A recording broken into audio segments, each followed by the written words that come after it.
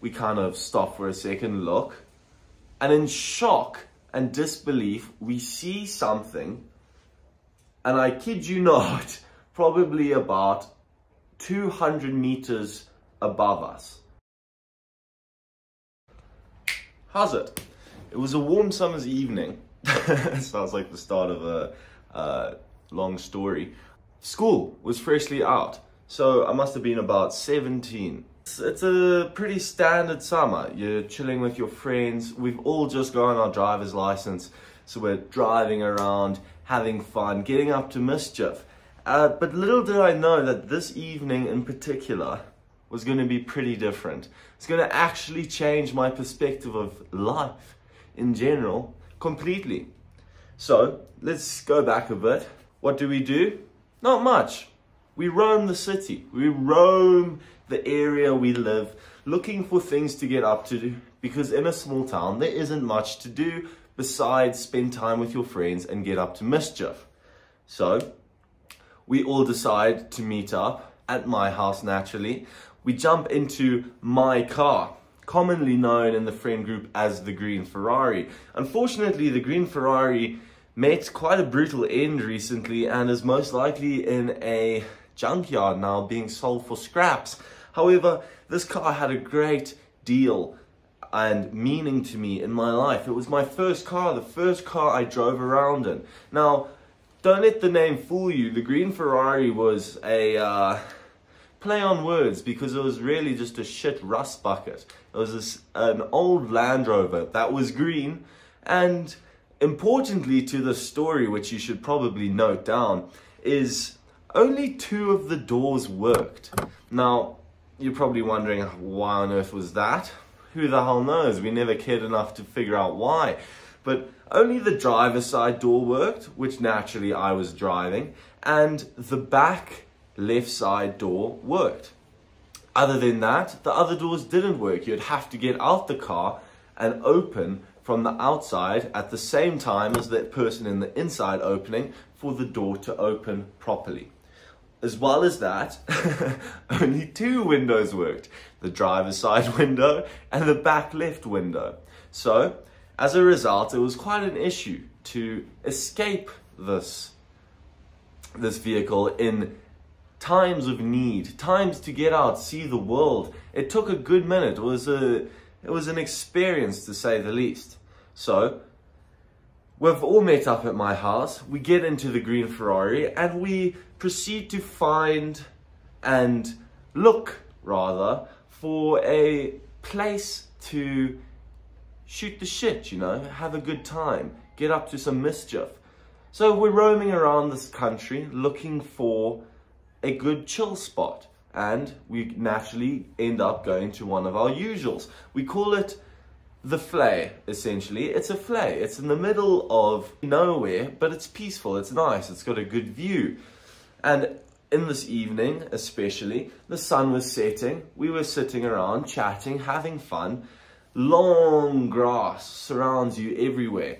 And as the wind comes past, it fluctuates back and forth. You know, it's a very peaceful, pretty view. So as time goes on, the sun slowly goes down. Naturally, it gets cold. Also, being in a Flay, it means there are mosquitoes. So what do? We sit inside the car, all doors locked, and we continue with our shenanigans, chatting, having fun. Now, as the evening goes on, we begin to hear quite a loud noise, almost as if a plane is coming overhead.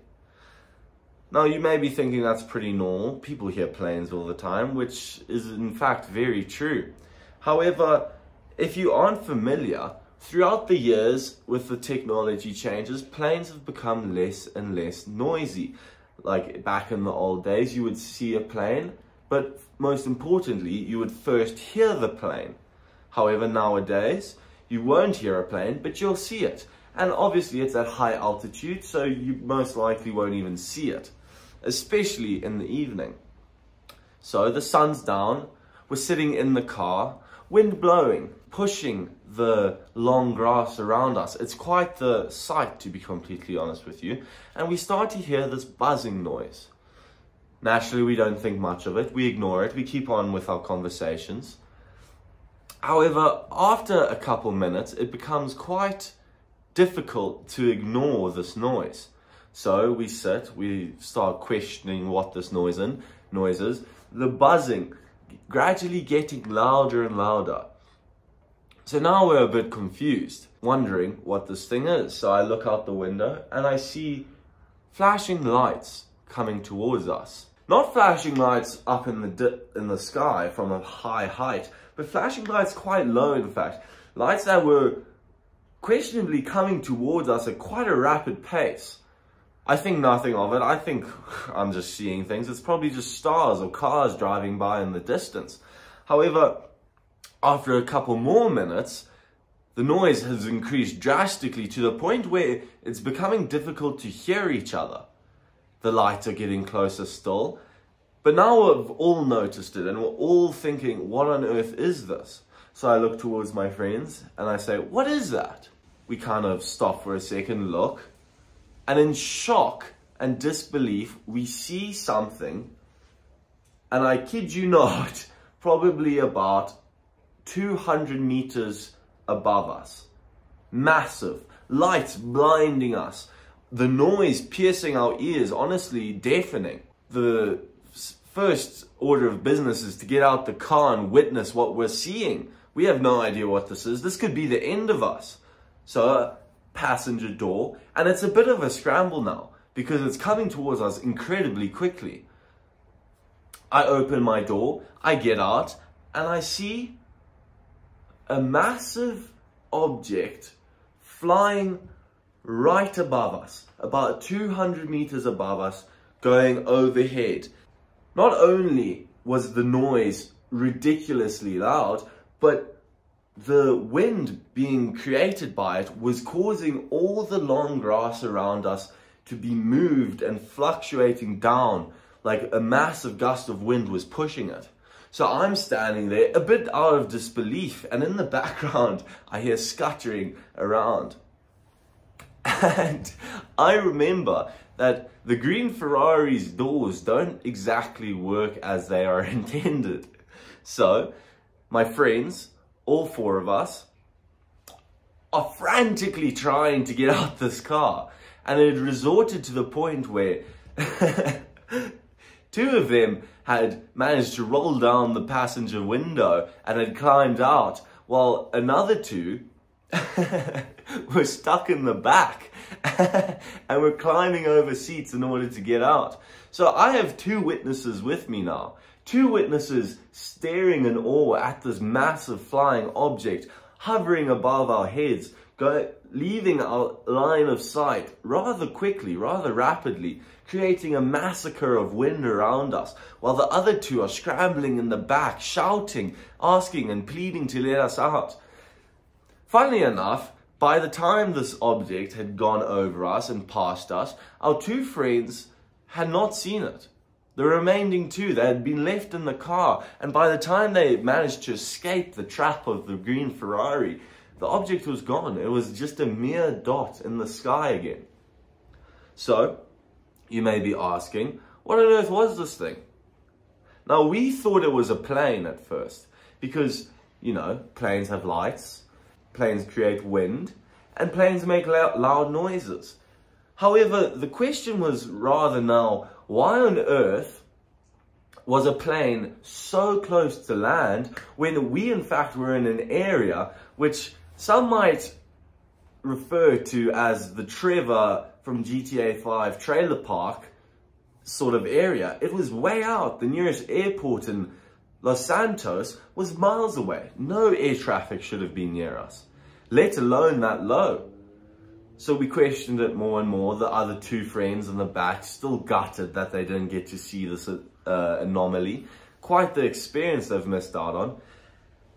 But me and my two other friends were questioning it, wondering what it was. Now there were two options. Either a plane that had gone AWOL and decided to give us a bit of a visit, or an unidentified object. A little bit of alien activity, some might say.